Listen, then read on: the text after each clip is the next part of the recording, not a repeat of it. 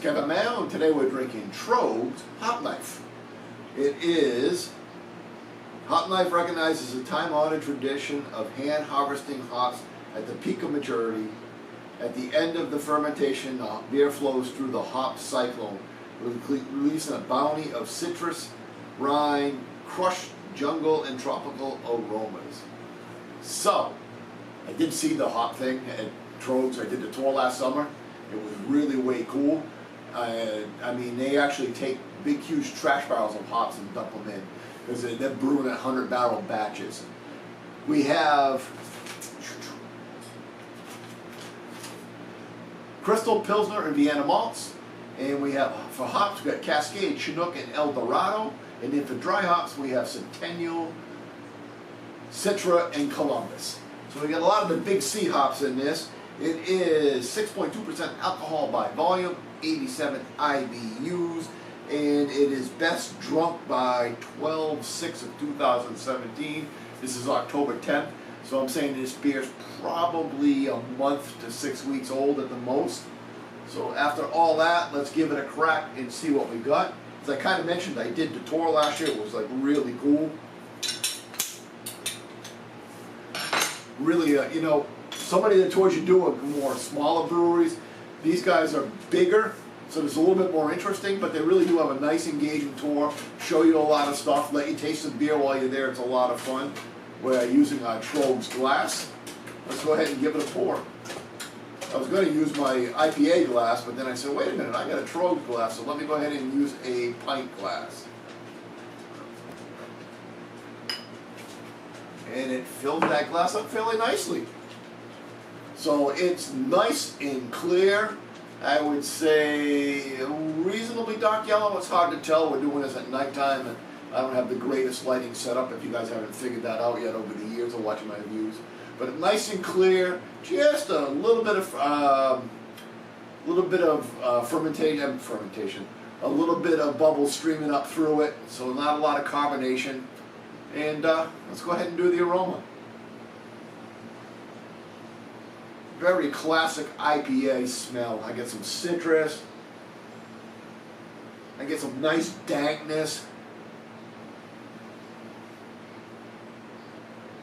A little bit of cut grass.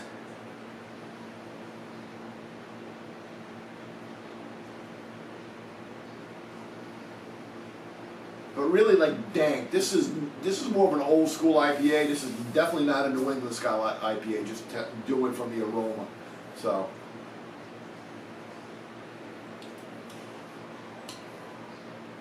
now, flavor-wise, fools me a little bit. Because flavor-wise, I'm getting some nice bright citrus notes up front.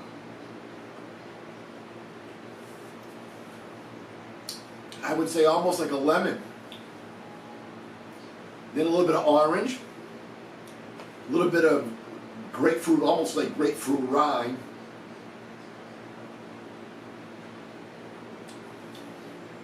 I got that nice dank, yeah, just dank is really the only word I can come up with to describe it. Get a nice flavor of that. The bitterness doesn't overwhelm you, and rather than being at the back of the throat, it's more at the tip of your tongue. But it is building a little bit. Get a little bit of that resin coating on the tongue.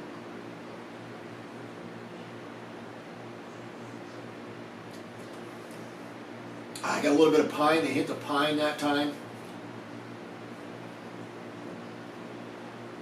Yeah, we squeezed it all out. There's no more left in that bottle, kids.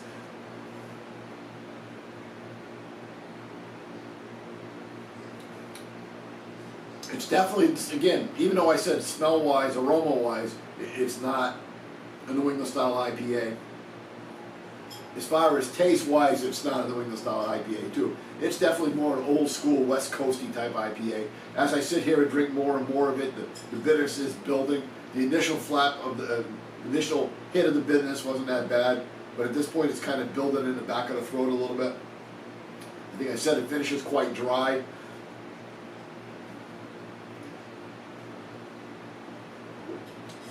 And taste-wise, it's more subdued as opposed to the bright juice bombs Yeah, it's definitely more. If you can drink it, really enjoy it, and say this is really good. Or if you want to be a beer geek like me, you can dig into it and pick up some of those flavors, but they're not as upfront and forward. I don't got orange juice and mango and pear and pineapple and any of that stuff in there. I do have a little bit of lemon, and I said I got a little bit of bitterness of the grapefruit rind. But so score-wise, it's a really good beer. I like it. I bought a 6-pack. I'm going to enjoy it. I say it's an 88 out of 100, so it's a high B. Until next time, keep drinking.